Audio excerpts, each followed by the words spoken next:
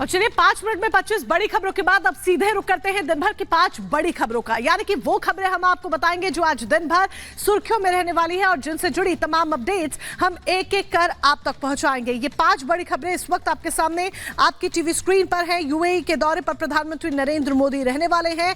आज प्रधानमंत्री नरेंद्र मोदी का 2 दिन का यूएई का दौरा है और यूएई में दूसरी बड़ी खबर आपको ये भी बता दें, हेलान और मोदी की जो मुलाकात है वो बेहद खास हो जाती है क्योंकि कई अहम मुद्दों पर चर्चा भी दोनों के बीच होने वाली है। तो तीसरी बड़ी खबर, हिंदू मंदिर का उद्घाटन प्रधानमंत्री नरेंद्र मोदी करेंगे, सभी की नजर है। चौथी बड़ी खबर किसानों से जुड़ी हुई जो कि दिल्ली कूच की तैयारी कर रहे हैं। और 5वीं बड़ी खबर कन्हैया हत्याकांड की, जिसमें फैसला आने का इंतजार लगातार हर किसी को हो रहा है। सबसे बड़ी खबर इस वक्त की आपको बता दें, किसानों और मंत्रियों के बीच बैठक बेनतीजा रही। आज किसानों की दिल्ली कूच की तैयारी है। दिल्ली बॉर्डर पर सुरक्षा के कड़े इंतजाम कर दिए गए हैं। वो तस्वीरें भी सामने आ रही हैं कि किस तरीके से दिल्ली के जो तमाम बॉर्डर है वहां पर बैरिकेडिंग कर दी गई है और न सिर्फ ट्रिपल लेयर बैरिकेडिंग कर दी गई है बल्कि इसके साथ ही जो नुकीली तारें हैं उनसे भी बैरिकेड्स किए गए हैं। रास्ता रोकने के लिए बाकायदा सारे जो सुरक्षा बल है वो वहां पर तैनात है और पुलिस की तरफ से पुख्ता इंतजाम यहां पर किए गए हैं।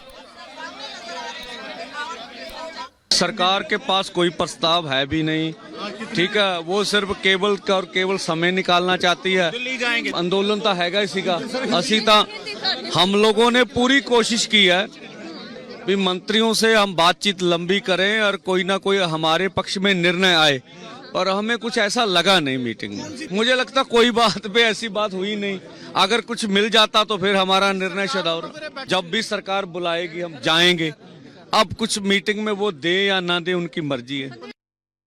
तो सरकार के साथ देखिए 5 घंटे तक मीटिंग चलती है। ये 2 तस्वीरें हम आपको दिखा रहे हैं, लेकिन ये मीटिंग यानी कि ये बैठक पूरी तरीके से बेनतीजा साबित होती है। यही एक बड़ी वजह है कि दूसरी तस्वीर आपके सामने, आज किसान दिल्ली कूच करने के लिए तैयार है। किसानों का दिल्ली चलो मार्च आज से शुरू होने वाला है क्योंकि बीते दिन जो मीटिंग होती है वो मीटिंग अन्नदाताओं की सरकार के साथ बेनतीजा रहती है। यही एक बड़ी वजह कि आज दिल्ली कूच की तैयारी में किसान है। बॉर्डर सील कर दिए गए हैं, धारा 144 लागू है। प्रशासन ने सुरक्षा के पुख्ता इंतजाम किए हैं, लेकिन यहां पर आज की जो तस्वीर है वो काफी कुछ बयां करेगी क्योंकि पहले भी हम देख चुके हैं कि किस तरह से यही तस्वीर सामने आई थी।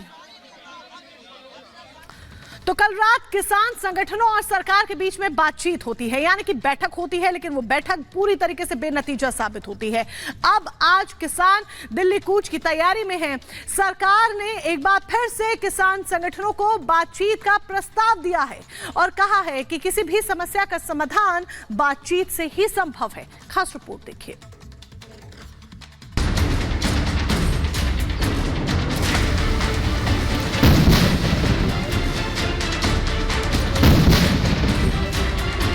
सरकार के पास कोई प्रस्ताव है भी नहीं। आगे बढ़ाएंगे 10 बजे।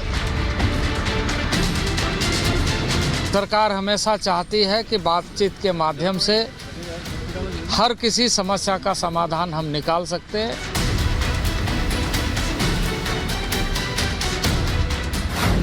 वार्ता से नहीं निकला समाधान, आज दिल्ली कूच की तैयारी में किसान। जब भी सरकार बुलाएगी हम जाएंगे। अब कुछ मीटिंग में वो दे या ना दे उनकी मर्जी है। किसानों की हुंकार, एमएसपी पर आर पार। एमएसपी की गारंटी का कानून देने की जरूरत है, किसानों को दे सरकार।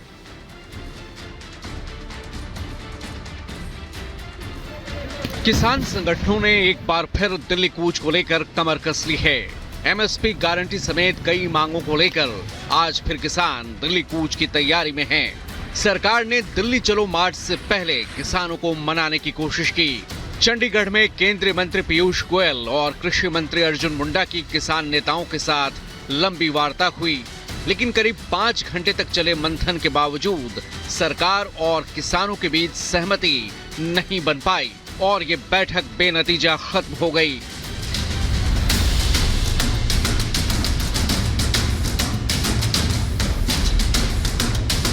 बैठक के बाद किसान नेताओं ने ये साफ कर दिया कि उनका आंदोलन जारी रहेगा।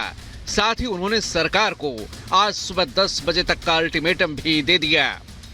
सरकार के पास कोई प्रस्ताव है भी नहीं, ठीक है। वो सिर्फ केवल और केवल समय निकालना चाहती है। हम लोगों ने पूरी कोशिश की है भी मंत्रियों से हम बातचीत लंबी करें और कोई ना कोई हमारे पक्ष में निर्णय आए, पर हमें कुछ ऐसा लगा नहीं मीटिंग में कि ऐसी मतलब आगे बढ़ाएंगे 10 बजे। ठीक है, इसके भी ऊपर भी कमेटी बनाएंगे। उस कमेटियों पहले भी एमएसपी के गारंटी के कानून के लिए तो कंज्यूमर अफेयर कमेटी के चेयरमैन थे जब हमारे आज के मौजूदा प्रधानमंत्री जी, तो उन्हीं की कमेटी की रिपोर्ट है कि एमएसपी की गारंटी का कानून देने की जरूरत है किसानों को। देश सरकार कर्ज मुक्ति की जब बात आती है, देश के किसान की कर्ज मुक्ति के ऊपर सरकार सीरियस नहीं है। अब एक और जहां किसान अपनी मांगों पर अड़े हैं, तो वहीं सरकार वार्ता के जरिए समाधान निकालने पर अड़िग है। किसान संगठनों के साथ बातचीत बहुत गंभीरता पूर्वक हुई। सरकार हमेशा चाहती है कि बातचीत के माध्यम से हर किसी समस्या का समाधान हम निकाल सकते हैं। कुछ इस तरह के विषय, जिन विषयों को लेकर के हमने ये कहा था कि इसके बहुत सारे ऐसे जुड़े हुए मामले हैं जिस पर हमें एक अस्थायी समाधान के लिए एक कमेटी बनाने की आवश्यकता है और उसमें हम अपनी सारी बातों को रखें और उसका अस्थायी समाधान ढूंढें। दरअसल सरकार ने एमएसपी गारंटी समेत कुछ मुद्दों पर कमेटी बनाने का प्रस्ताव दिया था, लेकिन किसान नेताओं ने कमेटी की पेशकश को सिरे से नकार दिया। 6 घंटे लगातार चर्चा हुई और 6 घंटे चर्चा में ऋण मुक्ति पर सरकार ने कहा कि कमेटी बनेगी। ऋण मुक्ति कैसे होगी, क्या होगी, उस पर एक योजना बनाना पड़ेगी। वर्तमान में जो एमएसपी है उसका भी कानून बन जाए कि इस एमएसपी से नीचे माल नहीं बिकेगा किसान का, उस पर भी कमेटी बनेगी। तो कमेटियां पहले बहुत बन चुकी हैं और अब किसान को कमेटियों पर भरोसा नहीं है। अब किसान को निर्णय चाहिए। तो सुना आपने। अब किसानों की प्रमुख मांगों के बारे में बात करें तो उसमें फसलों की न्यूनतम समर्थन मूल्य की गारंटी वाला कानून बनाने की मांग, बिजली की दरों में रियायत और कर्ज माफी का मुद्दा, किसानों और खेतिहर मजदूरों को पेंशन की मांग, मिर्च, हल्दी और अन्य मसालों के लिए राष्ट्रीय आयोग के गठन का मुद्दा, नकली बीज, कीटनाशक बनाने वाली कंपनियों पर सख्त जुर्माना लगाने की मांग और दिल्ली आंदोलन में मारे गए किसानों के परिवारों को मुआवजा और नौकरी दिए जाने की मांग शामिल हैं। किसानों के आंदोलन को देखते हुए किसी भी बदइंतजामी से बचने के लिए दिल्ली पुलिस अलर्ट मोड में है। दिल्ली के साथ ही हरियाणा पंजाब के बॉर्डर सील कर दिए गए हैं। दिल्ली में 1 महीने के लिए धारा 144 लागू कर दी गई है। लाउड स्पीकर और ट्रैक्टरों की एंट्री पर बैन लगा दी गई है। हरियाणा के शंभू खनौरी बॉर्डर पर सुरक्षा बढ़ा दी गई है। हरियाणा के 7 जिलों में इंटरनेट सेवाएं बंद कर दी गई हैं। दिल्ली में बॉर्डर सील कर दिए गए हैं। बॉर्डर पर सीमेंट के स्लैब और कंटीली तारें लगाई गई हैं। गाजीपुर बॉर्डर पर भी लोहे के बैरिकेड्स लगाए गए हैं। हरियाणा में एहतियातन 144 कंपनियां तैनात की गई हैं। बीएसएफ, सीआरपीएफ की 64 और हरियाणा पुलिस की 50 कंपनियां तैनात हैं। किसानों के आंदोलन के पहले कई किसान नेताओं के सोशल मीडिया अकाउंट्स पर भी रोक लगाई गई है। खट्टर सरकार ने किसी भी नुकसान की भरपाई उपद्रवियों से करने की तैयारी कर ली है, तो वहीं हरियाणा की एआईजी ने लोगों को भड़काऊ पोस्ट से बचने की सलाह दी है। हरियाणा पुलिस द्वारा आम जन से ये अपील की जाती है कि सोशल मीडिया पे भड़काऊ तथा भ्रामक कंटेंट पर ध्यान न दें और बिना पुष्टि किए किसी भी पोस्ट को शेयर ना करें, क्योंकि हरियाणा पुलिस के सोशल मीडिया मॉनिटरिंग सेल द्वारा शरारती तत्वों पर लगातार नजर रखी जा रही है और ऐसा करने वाले व्यक्तियों के खिलाफ नियम अनुसार सख्त कार्रवाई अमल में लाई जाएगी। वैसे अभी आने वाले कुछ दिनों तक किसानों का मुद्दा ठंडा पड़ता दिखाई नहीं दे रहा, क्योंकि आज दिल्ली चलो मार्च के बाद किसानों ने 16 फरवरी को भारत बंद का आह्वान किया है, जिसमें मजदूर संगठन भी उनके समर्थन में उतर आया है। ऐसे में अब ये किसान आंदोलन कितना लंबा चलेगा, ये देखने वाली बात होगी। Bureau report, Republic Bharat.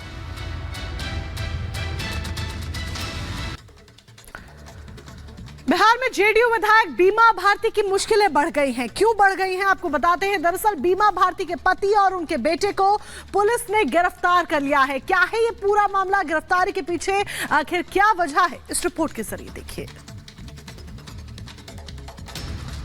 Bihar विधानसभा में फ्लोर टेस्ट में जीतने के बाद नीतीश सरकार फ्रंट फुट पर आ गई है। इस बीच पुलिस ने मोकामा में बड़ी कार्रवाई की। रुपोली से जेडीयू विधायक बीमा भारती के पति और बेटे समेत पुलिस ने 9 लोगों को अरेस्ट कर लिया। बताया गया कि आर्म्स एक्ट के तहत गिरफ्तार किया गया है। हालांकि पुलिस की तरफ से अभी इस पर कोई प्रतिक्रिया सामने नहीं आई। वहीं बीमा भारती ने गिरफ्तारी पर पुलिस प्रशासन पर खुलकर भड़ास भी निकाला। कहा कि मुझे और मेरे परिवार को टारगेट किया जा रहा है।